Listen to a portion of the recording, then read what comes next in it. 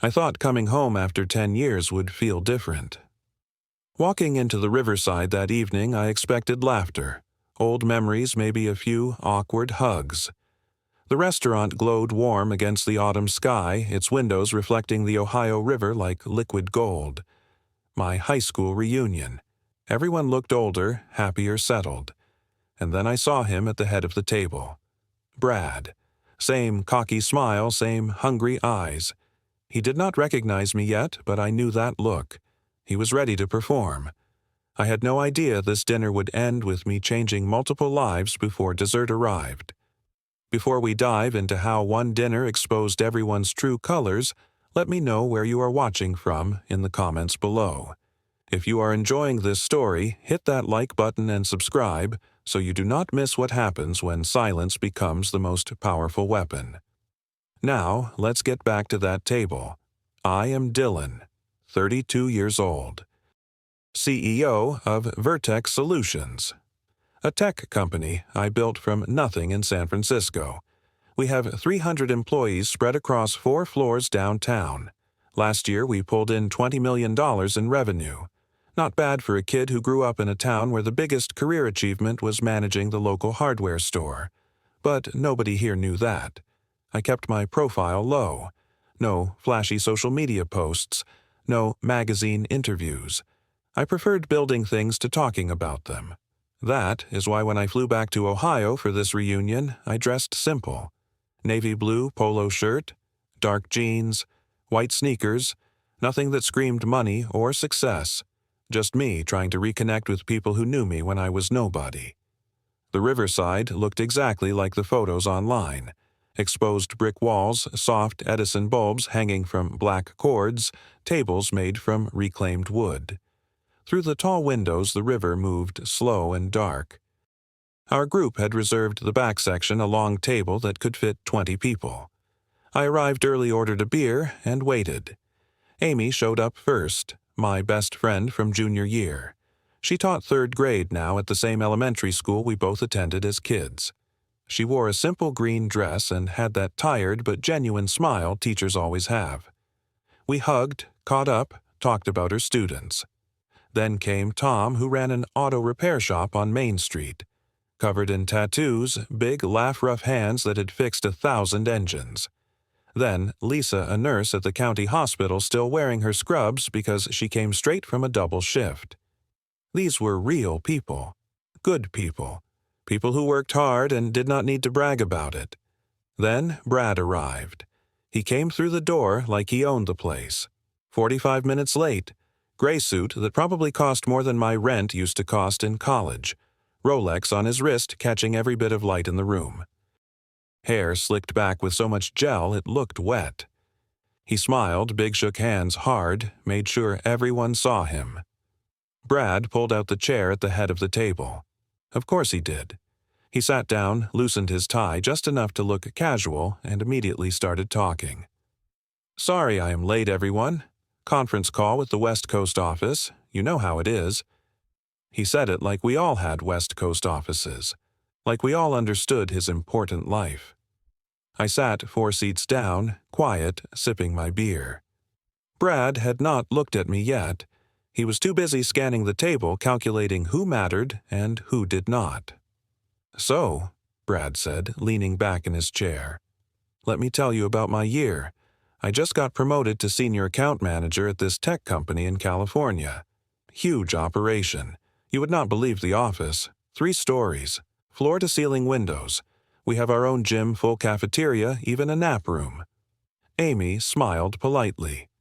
"That sounds wonderful, Brad." "Oh, it is. The salary alone is 6 figures, not counting bonuses. Last year I pulled in an extra $30,000 just from performance incentives." He said it casual, but his eyes tracked everyone's reaction. He looked around the table. "So, what about everyone else? What have you all been up to?" Amy went first. "I am still teaching. 3rd grade at Riverside Elementary. It has been 7 years now. I love it." Brad nodded slowly. "Teaching. That is noble work, Amy. Really noble. But the pay must be tough, right? I mean, teachers do not exactly get rich." Amy's smile tightened. "I do well enough." Tom spoke up next. "I opened my own garage 5 years ago. T&J Auto Repair. Me and my brother run it. We do good business." Brad perked up. "Your own business. That is great, man. Manual labor, though, right? I could never do it. Too hard on the body. But hey, at least you are your own boss. That is worth something." Tom just nodded, his jaw set. Lisa shared about her nursing work. Brad listened, then said, "Nurses work incredibly hard. Mad respect for that. But man, the hours you all put in versus what you make doctors get all the money while nurses do all the actual work. Kind of unfair if you ask me." Nobody asked him, but he kept going anyway. Then Brad's eyes landed on me. "Dylan, hey man, I almost did not see you there. What about you? What have you been up to these past 10 years? I set my beer down. "I work in tech, based in San Francisco." His eyes lit up like fireworks. "No kidding, San Francisco. What company?" "A small startup," I said. "You probably have not heard of it." Brad laughed. Not a small laugh. A big, loud, condescending laugh that made other tables look over. "Startups. Man, I have seen so many of those crash and burn. What are the statistics? Like 90% fail within 2 years. You got funding yet? Or are you still burning through credit cards? We are doing okay. Okay is not enough in Silicon Valley, Dylan. You need to be crushing it, disrupting markets, scaling fast. Otherwise, you're just treading water until you drown." He took a sip of his whiskey. "Which startup is it anyway? Maybe I have heard of it." "Vertex Solutions." The name hung in the air for a second. Brad did not react. Neither did Kevin or Jessica, 2 other people at the table who I noticed had been quietly agreeing with everything Brad said. Brad shook his head. "Never heard of it. See, that is the problem with small startups. No market presence, no brand recognition." He leaned forward. "Let me tell you about where I work. Maybe it will give you some goals to shoot for." I said nothing, just listened. "I work at Vertex Solutions," Brad said proudly. I took another sip of beer. "You have heard of us, right?" Brad looked around the table. "We are kind of a big deal in the enterprise software space. 300 employees, offices in San Francisco, Austin, and Seattle. We just closed a Series C funding round. $15 million. Actually, it was $18 million, but I did not correct him. Brad continued. "The CEO is this young guy, super smart, maybe our age. I have never met him personally. He is pretty private, does not do the whole social media thing, but everyone says he is brilliant, built the whole company from scratch." Kevin, sitting across from Brad, jumped in. "I work at Vertex, too. Marketing department. I run all our social media campaigns." Jessica, next to Kevin, added, "I am in HR there. Recruitment specialist. Been with the company 2 years." Brad grinned. "See, Dylan, Vertex is where you want to be. That is a real company, not some garage startup hoping for a miracle." I nodded slowly. "Sounds like a great place." "Oh, it is. The benefits alone are insane. Full health dental vision, 4 weeks paid vacation, stock options. They treat us right because they know we are the best." Brad leaned back, Rolex glinting. "I manage 3 major accounts. Tech Corp, Dataflow, and Cloud9. Together, those accounts bring in over $5 million in annual revenue." "Impressive," I said. "It is. Not everyone can handle that kind of responsibility. You have to be sharp, on your game, 24/7. He looked at me with something like pity. "That is the difference between working for an established company versus gambling on a startup. Security versus risk." Tom shifted in his seat. "Brad, come on. Dylan's doing fine." Brad held up his hand. "I am not being mean, Tom. I am being real. This is business. The startup world is brutal. Most founders end up jobless after a couple years back to square one looking for regular employment. He focused on me again. I am just saying, Dylan, you should have a backup plan. Seriously. The table went quiet. Amy looked at me with apologetic eyes. Lisa stared at her wine glass. Tom looked like he wanted to say something but could not find the words. Brad checked his Rolex. A long, obvious look. This baby year-end bonus from Vertex, $15,000? Just a bonus, not even counting my salary. He smiled. That is what happens when you work for a winner. Then he said it, the thing that sealed everything. You know what, Dylan? If your startup thing does not work out, I could maybe put in a good word for you at Vertex. I mean, you would have to start at entry level. Probably some junior developer position or maybe customer support. But at least you would have a steady paycheck. Benefits. You know stability. Kevin nodded. Brad is right. We are always hiring. I could introduce you to some people in engineering. Jessica chimed in with that voice people use when they are trying to sound helpful, but really just sound patronizing. Dylan, if you want, send me your resume. I will see what I can do. We always need good people even for junior positions. You have potential. You just need the right opportunity. I looked around the table. 3 people from my company. 3 people who had no idea who I was. 3 people who spent the last 30 minutes mocking me while praising the company I built. Brad was not done. Seriously, though, being jobless in your 30s is tough, man. I get it. The startup dream sounds exciting, but reality bites. Most guys your age are settled into careers buying houses, starting families. You are still chasing some Silicon Valley fantasy that probably will not pan out. He shook his head like a disappointed father. I am not judging. I am just saying wake up before it is too late. I set my beer down, pulled out my phone, opened my email app, then looked up at Brad. Brad, you said you are senior account manager at Vertex, right? Yeah, why? Which accounts are you managing again? He puffed up a little. Tech Corp, Dataflow Cloud9, 3 major clients, over $5 million in annual revenue like I said. I nodded. And, Kevin, you are in marketing. Kevin straightened. Yeah, digital marketing. I run the social media campaigns like I mentioned. Jessica, HR recruitment. She nodded. That is right. 2 years now. Interesting. I looked at all 3 of them. So, you all work at Vertex Solutions. Brad laughed. Yeah, like we have been saying. It is a great company. You really should consider applying, Dylan. Seriously. I do not need to apply, Brad. He smirked. Oh, too proud for entry level, come on, man. Everyone starts somewhere. You cannot just walk in demanding a senior position because you ran some failed startup. I do not need to apply because I already work there. The table went still. Brad's smirk faltered. Wait, what, you work at Vertex? Since when and what department? All of them. Kevin frowned. What does that mean? All of them. I kept my voice level, calm. It means I oversee every department, sales, marketing, engineering, HR, operations, finance, all of it. Jessica looked confused. How is that possible? Because I own the company. Brad laughed, but it sounded wrong, forced.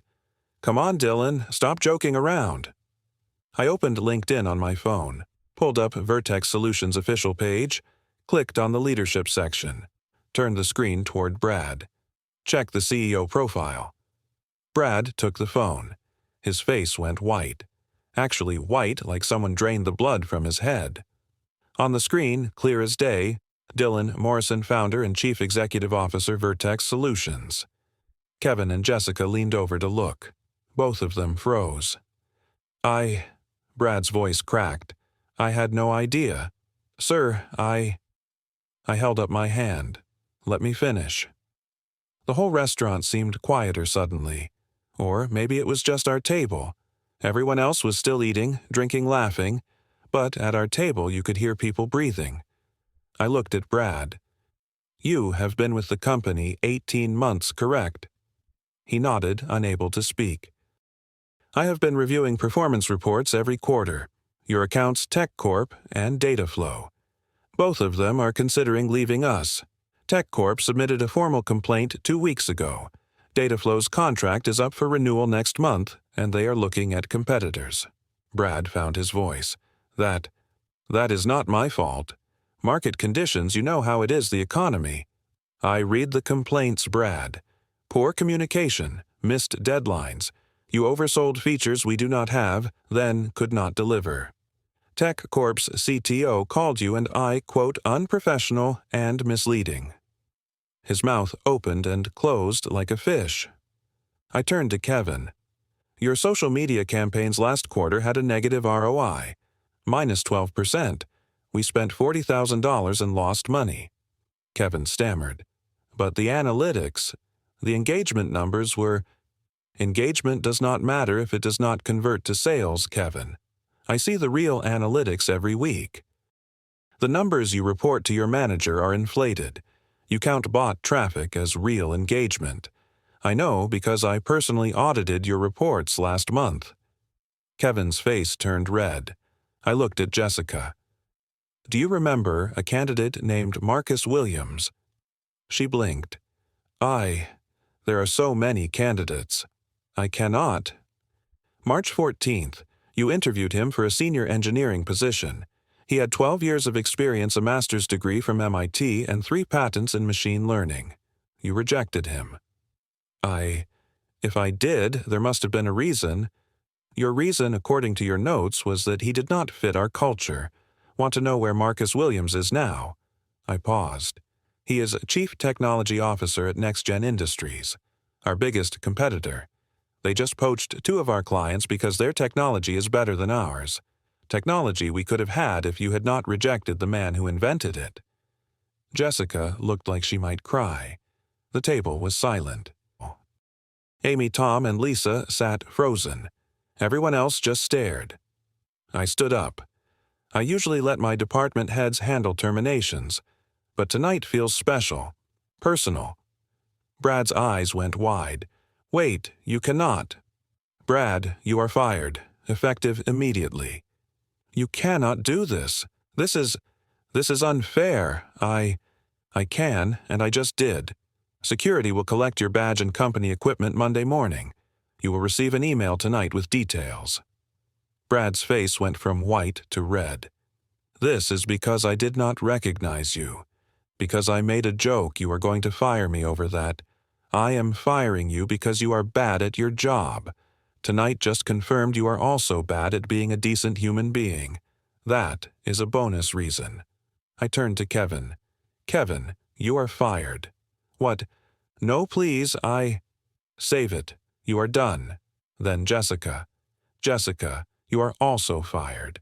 She started crying. Real tears. Please, I need this job. I have student loans.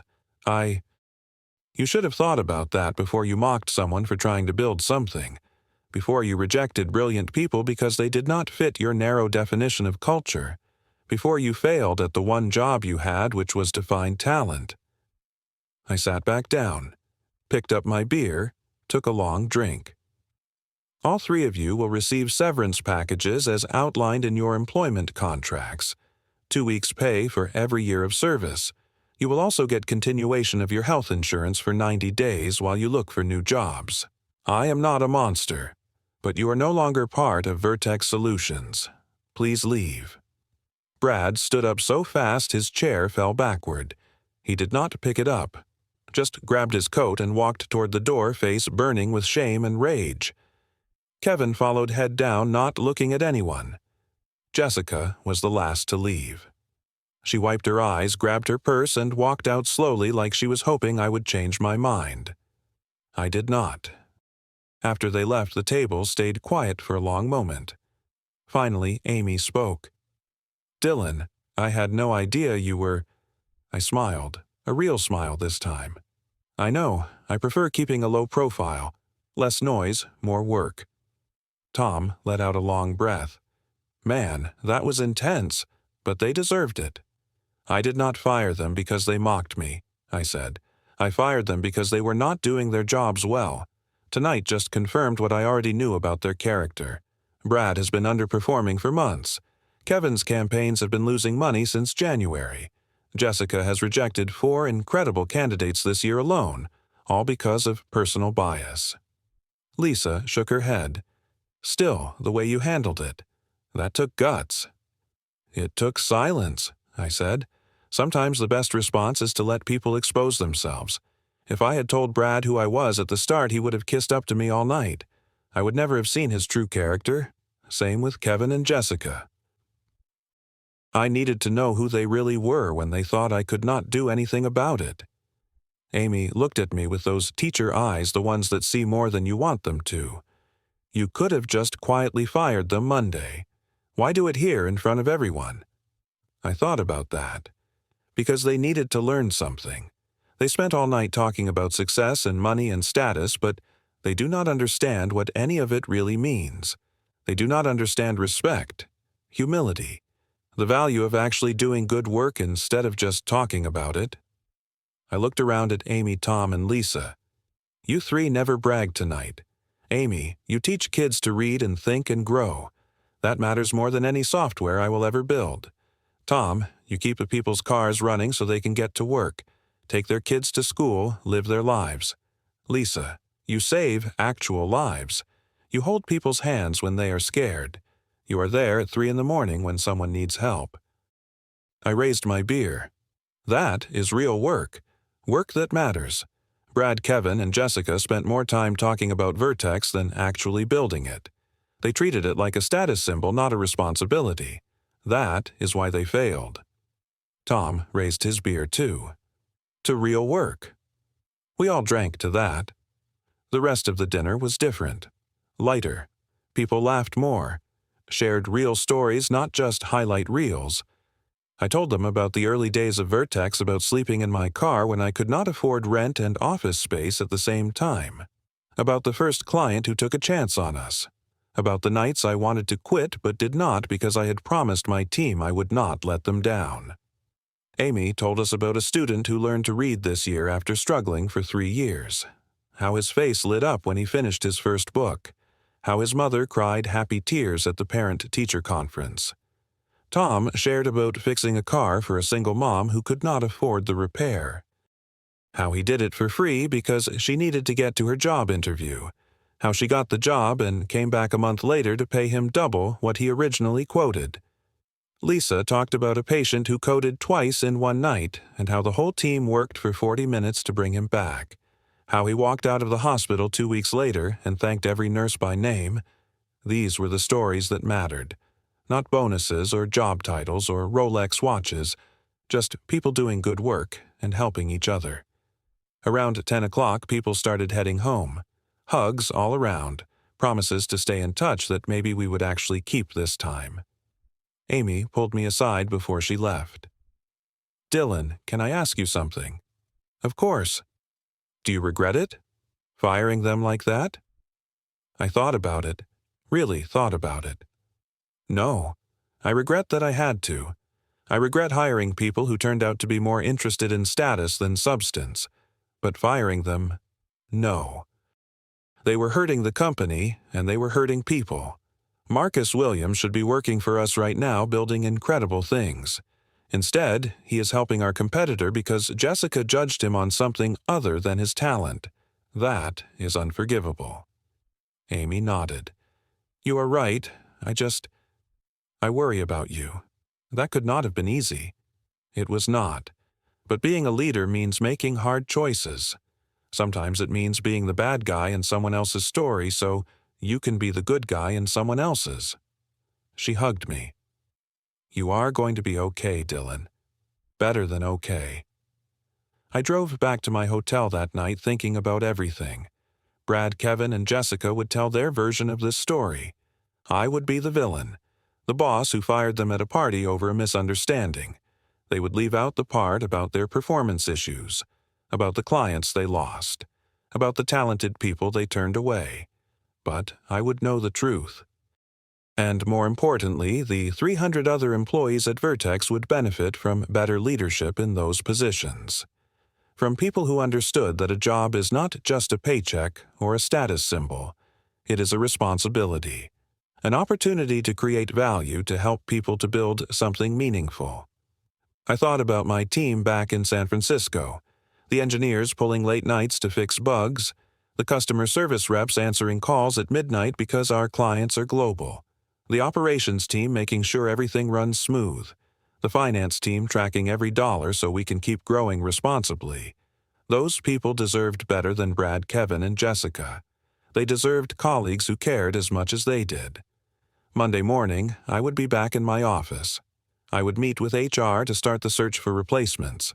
I would personally review every candidate to make sure we got people who understood what Vertex really stood for, not fancy offices or free cafeteria food. But the mission, the work, the impact we could have on the businesses we served and the employees we supported. That night taught me something important. Success is not about showing off. It is about doing the work quietly and letting results speak for themselves. Brad spent all night trying to impress people with his job title and his salary. But when it mattered, when his performance was actually evaluated, he failed. Meanwhile, Amy, Tom, and Lisa never bragged once, but they were changing lives every single day, teaching kids, fixing cars, saving patients. That was success. Real, meaningful success. I fell asleep that night thinking about a quote I once heard, something about how the quietest person in the room is often the most powerful. I never really understood it until tonight. Power is not about being loud or flashy. It is about knowing your worth without needing to announce it. Brad announced everything: his salary, his title, his watch, his office amenities. But when I asked about his actual performance, about the work he was supposed to be doing, he had excuses and deflections. I announced nothing, just sat quietly, listened, and let him show me exactly who he was. And in the end, that quiet observation gave me all the information I needed to make the right decision. The next morning, I flew back to San Francisco. Back to work, back to building. The reunion was over, but the lesson stayed with me. It would stay with me for a long time. Sometimes the best thing you can do is stay silent and let people reveal themselves. Sometimes the most powerful response is no response at all. And sometimes the person everyone underestimates is the one holding all the cards. Brad learned that the hard way. So did Kevin and Jessica. They walked into that dinner thinking they were important, successful, untouchable. They walked out unemployed, humiliated, and facing an uncertain future, not because I was cruel, but because they failed at the most basic requirement of any job: do good work, treat people with respect, add value instead of just taking credit. They could not do those things, so they had to go. As for me, I learned something too. I learned that success without humility is just arrogance, that titles without substance are just noise, and that the people who truly change the world are usually too busy doing the work to spend time bragging about it. I thought about Amy in her classroom, patient and kind, teaching children to love learning, about Tom under a car grease on his hands making sure a stranger could get to work safely, about Lisa in the hospital at 2 a.m, holding a scared patient's hand and telling them everything would be okay. Those were my heroes. Not Brad with his Rolex and his empty boasts, but real people doing real work that actually mattered. And that was the lesson I took from that night. The lesson I would carry forward as I continued to build Vertex, as I hired new people to replace the ones I let go, as I made decisions that would affect hundreds of employees and thousands of clients. Do good work. Stay humble. Let your results speak louder than your words. And when someone tries to make themselves look big by making you look small, just smile and wait. Because the truth always comes out eventually. Sometimes it just takes a dinner, a few drinks, and the patience to let arrogance destroy itself. If you have ever been underestimated by someone who did not know your real story, drop a comment below and tell me about it. Have you ever had to stay quiet while someone misjudged you completely? How did it turn out? Hit that like button. If this story resonated with you, and subscribe, because I have more stories about karma justice and the power of staying humble while working hard.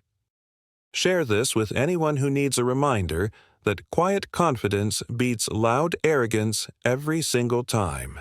Thank you for watching, and remember, the next time someone brags about their success while putting you down, maybe they are actually working for you and just do not know it yet. Stay strong, stay humble, and keep building your dreams.